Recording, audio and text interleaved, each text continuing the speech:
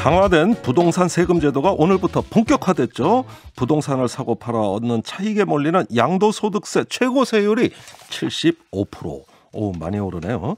재산세와 종부세 과세 대상자도 확정이 됩니다.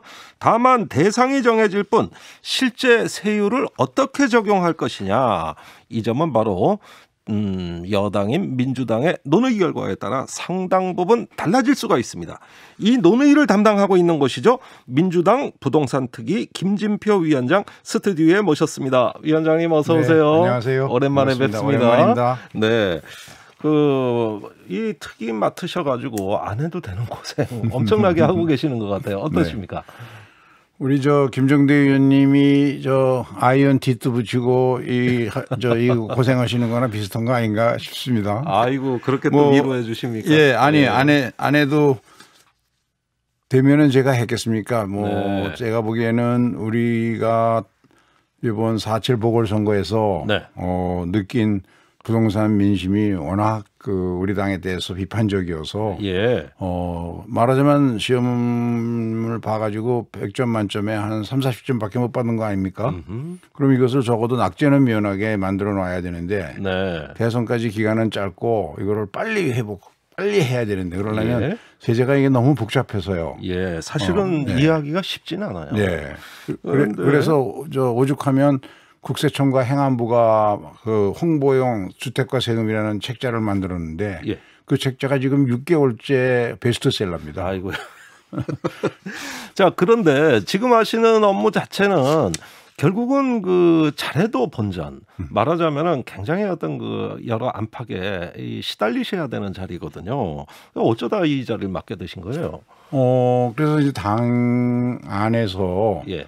이 30-40점밖에 아무리 생각해봐도 못 받은 점수를 예. 그래도 한 60-70점 정도는 올려놓고 국민들에게 좀 잘못했으니까 이 정도는 해 주십시오. 해야 되지 않겠습니까? 네. 그런데 그렇게 이걸 또 신속하게 해야 되거든요. 예. 그거를 하려면 이 분야의 전문성을 좀 가진 사람이 해야 되는데 예. 제가 정부에 있을 때 종합부동산 대책을 한 너댓 번 해본 적이 있습니다. 네, 그 경험이 네, 활용된 그래서 거군요. 마침 당내에 또 다른 경험자가 없고 해서 네. 제가 권하는 걸 뿌리칠 수가 없었죠. 무거운 막중한 책임을 주셨어요. 네. 자, 어쨌든지 간에 오늘부터 새로운 세법이 적용이 됩니다. 그렇습니다. 예, 그런데 보니까 많이 올라요. 양도세 최고 세율도 65%에서 75%. 네. 또 단기 거래 1년 미만인 경우엔 40%에서 70%. 이렇게 많이 오르는데 일부에서는 세금 폭탄 쏟아진다는 비난도 있어요. 네, 이제 문재인 정부의 부동산에 관한 세금의 기본 원칙은 예. 어떤 경우에도 투기로 얻은 이득은 환수하겠다. 그런데 지금 말씀하신 단기 거래, 예. 1년 미만 보유한 주택을 가지고 팔았다 그러면 그것은 투기의 가능성이 아주 높은 것이죠. 네. 거기에서 얻은 차익이 없으면 세금 못 매기는 거고 네. 차익이 나오면 70%까지 세금을 흡수하겠다는 거고 예. 그다음에 이제 규제 지역 내에 다주택을 가지고 있는 사람 예. 2주택 이상 가지고 있으면 정상세율에다가 20%를 더 붙이고 정상세율은 자기의 소득세 기본세율이니까 예. 이제 6%부터 시작해서 소득금액의 크기에 따라서 누진돼서 45%까지 가거든요. 예. 거기에 플러스 20을 2주택자에 붙이고 3주택 이상이 되면 그건 더 투기성이 강하니까 플러스 30을 붙입니다. 예. 그래서 75%까지 세금. 75%까지 늘어난다. 네. 네, 알겠습니다. 오늘부터 적용됩니다. 네. 자, 지금 뜨거운 이슈 중에 하나가 임대사업자 신규 등록을 폐지하기로 한 거예요. 네. 근데 이 부분이 좀 정부 정책에 가장 질타를 많이 받는 이유가 언제는 장려했지 않느냐. 이렇게 오락가락하면은 이게 정책 일관성이 있느냐. 예. 이런 이야기예요. 그렇습니다. 그런 점에서는 저희도 좀 송구스럽게 생각하고 있습니다. 그러나 네. 그동안 이 임대주택 사업자들에 대해서 예. 이제 다양한 종류의 세금을 모두 크게 경감해 줬습니다. 네. 임대주택을 새로 지을 때 등록세, 취득세부터 시작해서 임대 사업을 하는 동안에 소득세까지 면제해주고 또 종합부동산도 합산을 배제해버리고 네. 또 그 주택을 팔 때는 양도세까지 평생 언제 팔아도 양도세도 크게 경감해주고 예. 자기가 사는 한 주택까지는 비과세해주고 이렇게 세제 혜택을 집중하면서 말씀대로 다른 세금은 다 올렸거든요. 예. 그러니까 이 임대주택 사업이 조세 피난처로 작용을 해가지고 예. 여기에 자금이 너무 많이 쏠려서 지난 4년간 임대주택이 폭발적으로 늘어났습니다. 예. 너무 과잉팽창. 과잉팽창을 해가지고 그래서 2018년부터 이것을 이제 혜택을 조금씩 줄이기 시작했는데 아직도 전국에 106만 호가 남아 있어요. 그렇게 많아요. 네. 그런데 그 중에 의무 임대 기간이 지나서 자동 만료가 된 그런 주택도 한 46만 호가가 있는데 예. 이 주택을 그러면 당연히 그러면 이제 종부세를 내야 되거든요. 예. 그 임대주택 10채고 20채고 임대하는 사람이 종부세 내면 얼마나 세금 부담이 무겁겠습니까? 당연히 팔 줄 알았더니 안 팔고 가지고 있어요. 예. 파는 건 2%밖에 안 되고 나머지는 다 보유하고 계세요. 예. 그게 정부의 그 예측과 좀 달라진 어긋나는 거죠. 부분이었던 거죠. 네. 그래서 그리고 왜 그런가를 추정해 보면 결국 종부세를 내는 비용에 비해서 부동산 가격이 앞으로 더 오를 거라고 이 사람들이 예측하고 가지고 있는 거 아니겠습니까? 네. 언제 팔아도 양도세는 면제되니까. 그렇군요. 그래서 그 경우에 어떤 조세 혜택이든지 항상 기한부로 혜택을 주는 것이지 예. 이렇게 임대사업자처럼 언제 팔아도 되는 이런 세금 혜택은 없습니다. 예. 사실은 처음에 실시할 때 2017년 그 12월에 할 때 잘못했던 거죠. 예. 그래서 그렇군요. 이것을 6개월 내에 팔아라 그러면 똑같이 혜택을 주고 6개월이 지나면 이때는 정상과세하겠다. 그 6개월이 이제 지난 거죠. 아닙니다. 아직 안 지났어요. 네, 예. 이제 이 정책이 입법되고 나서 6개월이니까 예. 금년 말까지는 파시면 되고 여유를 주는 거예요. 그렇습니다. 예. 그렇게 해야만 시장에 우선 그 임대 사업이 끝난 물건이 매물이 나오지 않겠습니까? 네. 그래야 가격도 좀 안정이 될 거고요. 그래서 건실한 임대업자는 또 나름대로 그리고 예, 임대 사업에 계속 공하고 있는 것은 임대 사업 기간 동안에는 예. 계속 지금의 세금 혜택을 다 인정해 줍니다. 알겠습니다. 그리고 아주 생계형 임대 사업자라 그래서 예. 한 5채 미만을 가지고 특히 60세 이상의 고령자가 생계형으로 그 소규모로 임대하는 경우에는 특별히 그 제도는 그냥 계속 유지시켜 주려고 합니다. 네. 보호할 임대업자는 보호하겠다는 말씀처럼 그렇습니다. 들리는데요. 자, 논쟁의 초점은 이겁니다. 이제 정부 압박에도 불구하고 집값은 꾸준히 오르고 있다. 그런데 뭐 양도세 같은 세금 부담이 만일에 커진다면은 안 팔고 끝까지 갖고 있을 거다. 그러면은 매물이 안 나오니까 부동산 시장이 공급이 더 위축된다. 네. 이런 반론이에요. 여기에 대해서는요. 그래서 종부세를 가세를 강화하자는 것이죠. 지금 강화해 왔고요. 네. 세율이 종부세도 또 오늘부터 인상된 세율이 적용됩니다. 예. 종부세 세율이 보면 일반 세율은 0.5에서 2.7로 누진 가세하던 것을 0.6에서 3으로 예, 올립니다. 예. 세 주택 이상 조정 대상 지역 2주택자는 3.2%까지 매기는 걸 6%까지로 누진해서 올리고 범위는 3% 매기는 걸 6%로 올리고 예. 이러한 종부세도 인상 적용이 되죠. 예. 자, 그다음에 이런 어떤 그 임대사업자 규제가 혹시 전월세 시장에 어떤 나쁜 영향을 주진 않을까요? 그 점도 심각하게 고민을 해서 예. 임대사업에 공하고 있는 동안에는 지금 받는 세제 혜택을 계속 받을 수 있게 했고요. 네. 다만 이제 의무임대사업 기간이 끝난 경우 네. 그런 경우에는 빨리 팔도록 유도하는 거고요. 그다음에 임대차 3법의 시행으로 그 계약갱신 청구권을 행사해서 임차인이 팔려고 해도 임차인을 안고 사지 않고는 사는 사람이 있기 전에는 팔기가 어려운 경우 있지 않습니까? 예. 그런 경우에는 그 기간을 다 연장해 주고요. 네. 그다음에 이제 그런 대규모로 그런 사업을 하는 경우에는 지금 LH공사가 시장에서 이런 종류의 주택을 매입해서 하는 매입 임대 사업을 하고 있습니다. 네. 그래서 LH공사가 이것을 더 적극적으로 매입해 가지고 오히려 임차인의 지위를 더 강화해 주면 전세금 안정도 좀 유지할 수가 있고 특별히 저희가 지난 27일 날 발표한 대책에 보면은 새로운 공급 대책으로서 수도권에 누구나 집 모델이라고 하는데 누구나 집. 네. 다양한 형태의 싼 가격으로 한 10년 임대하다가 당초 처음 들어가서 살 때의 그 가격으로 분양받을 수 있어서 지금처럼 임대 사업을 하는 주택 사업자만 시세 차익을 다 얻는 게 아니라 분양자도 임차인도 예. 함께 5대5로 시세액을 나눌 수 있는 예. 이런 새로운 모델로 공급을 하려고 그러거든요. 어느 지역에서 고려하십니까? 경기도 전역의 기초자치단체장들이 자기들이 가지고 있는 땅에다가 이 사업을 하는 쪽으로 오늘도 회의를 해서 예. 합의를 했습니다. 거의 뭐 경기도 전역일 거라고 거의 보시는 전역입니다. 거예요? 거의 전역. 네. 예, 또 알겠습니다. 인천에도 5군데가 있고요. 네.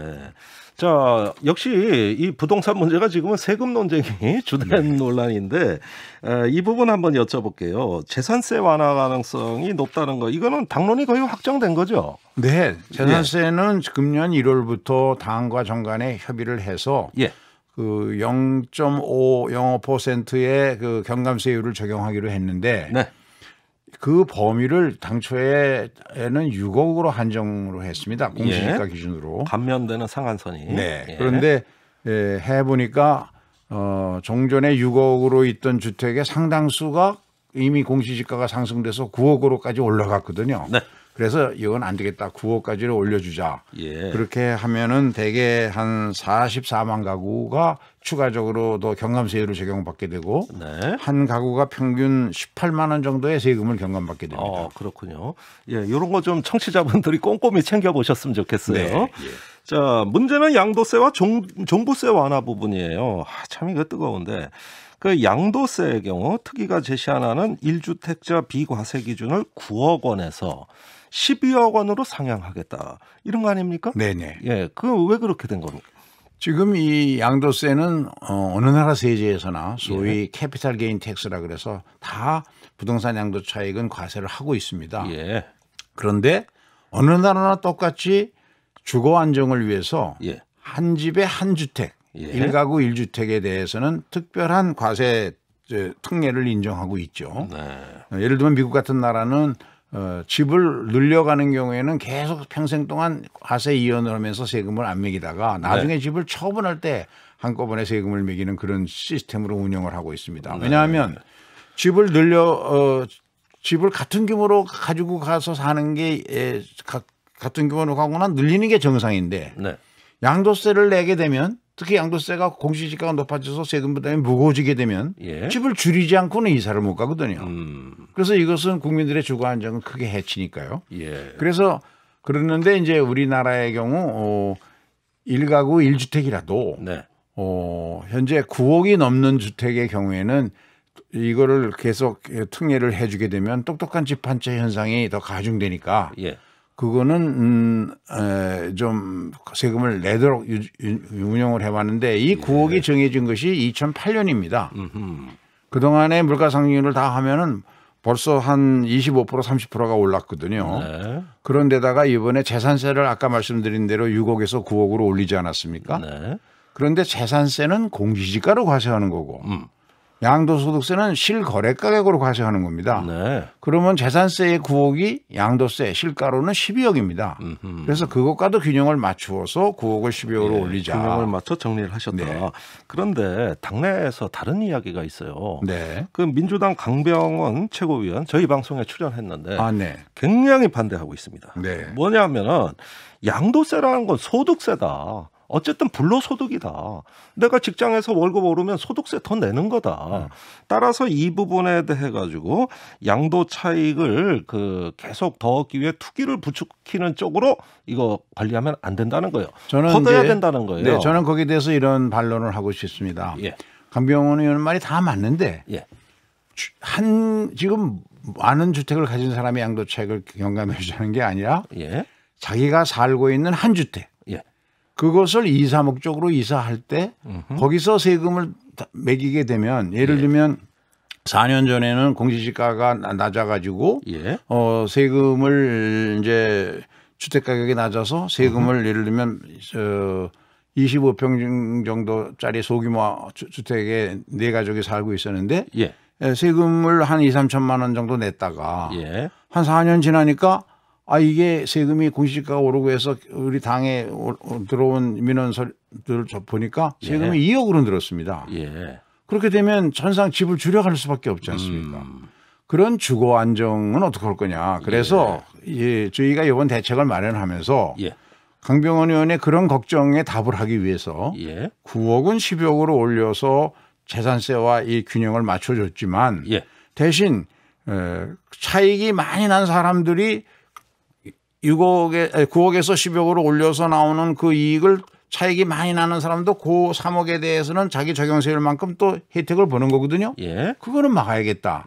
그래서 차익이 10억이 넘는 경우에는 네. 그 장기보유 특별공제라는 게 있습니다. 예. 양도소득세. 예. 10년 뭐 이상까지 살면은 그 거주 기간에서 10년 거주했으면 40%를 최대 공제해주고 예. 보유 기간에서 또 40%를 공제해주는데 그 보유 기간에서 공제해주는 비율을 차익의 규모에 따라서 제한을 하겠다. 아하. 그래서 10억 이상은 40%를 다 공제해 주는 게 아니라 예. 10억에서 20억 사이는 32%만 공제해 주고. 예, 여기서부터 좀 복잡해집니다. 예. 그래서 하여간에 그런 균형. 네. 강병원 의원이 걱정하는 것은 그 양도 차익이 큰 사람은 세금을 더 내도록 만들었습니다. 알겠습니다. 지금보다. 예. 어쨌든 그 장기 보유자라든가 고령자 이런 분들 보호되는 거죠. 그렇습니다. 알겠습니다. 네. 최대 80%까지 공제하겠다는 공제하는 이야기 같아요. 거죠. 장기 거주와 보유를 한 사람은요. 네, 알겠습니다. 그 종부세를 상위 2% 과세안으로 냈는데 이거 부자 감세 아니냐? 벌써부터 말들 많아요. 굉장히 반발입니다. 우선 보자감세 기준이 작년보다 세금을 더 줄인 게 아니냐 이런 취지에서 보자감세를 물으셨다면 예. 그거는 아닙니다. 아닙니까? 작년보다는 다 세금이 과세 대상도 많이 늘어나고 예. 또 세금도 많이 늘어납니다. 예. 주택을 기준으로 말씀을 드리면 본래 종부세를 설계하던 때에는 종부세는 전국에서 부동산을 많이 가지고 있는 사람 1%, 서울 예. 지역의 경우 2% 정도를 과세 대상으로 하려고 만든 세금 아니었습니까? 네. 그런데 지금 이 종부세를 손을 안 대고 그냥 놔두게 되면 서울 지역의 경우 주택 보유자 중에 16% 예. 그리고 아파트 보유자 중에는 25% 예. 네 사람 중에 한 사람이 종부세를 다 내야 됩니다. 과세 대상자는 그 6배가 늘어나고 예. 작년보다 예. 세금은 260%가 늘어납니다. 그런데 정부는 왜 반대합니까? 이 안에 대해서. 그래서 정부는 예. 지금 저희가 내놓은 안이 굉장히 개혁적인 안입니다. 예. 지금까지와 같은 그런 기준을 쓰지 말고 이것은 왜냐하면 매년 종부세 올라갈 때마다 1가구 1주택자 9억 12억 올릴 거냐 그러면 내년엔 또 10억에서 12억 올릴 거냐라는 논란만 불러일으키니까 이 세금의 목적에 안 맞는다. 1가구 1주택자는 양도세와 재산세로 충분히 경감해 주고 있지 않느냐. 예. 그렇다면 이 세금은 주택을 많이 갖고 있는 사람들을 상위 2%를 추려서 그 사람들을 세금을 무겁게 매기면 될 거 아니냐. 알겠습니다. 네. 그거에 대해서 이제 임기도 얼마 안 남은 정부에서 그렇게 대폭 개혁을 하는 게 부담스러우니 네. 현행들을 유지하고 알겠습니다. 다른 경감 정치를 좀 쓰겠다는 거죠. 위원장님 죄송합니다. 시간이 네네. 다 돼서 다음에 또 듣겠습니다. 그러세요? 여기까지 네네. 말씀 듣겠습니다. 네네.